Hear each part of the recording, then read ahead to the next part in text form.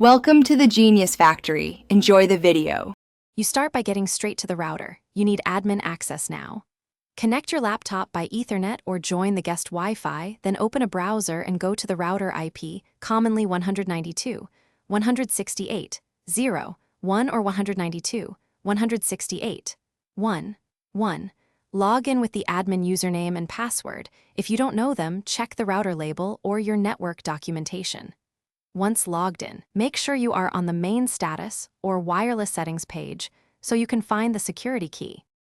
Once done, navigate to the wireless or Wi-Fi settings. This is where the encryption and passphrase live. Look for fields labeled pre-shared key, passphrase, or WPA key. You may need to click a show button to reveal characters. Check the encryption type. WPA2 or WPA3 is preferred versus older WEP. If the key is masked, reveal it, then copy or write it down exactly, because case matters and spaces count. Make sure to save any. Now use the revealed key on your phone or laptop to join the network. You must type it exactly because passwords are case sensitive. If the device rejects the key, reboot both the router and your device, then attempt again. If you still cannot access the router admin page or the key is unknown, perform a factory reset as a last resort.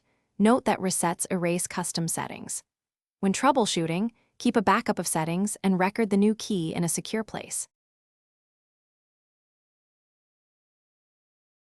Thanks for watching. If you found this helpful, don't forget to like and subscribe.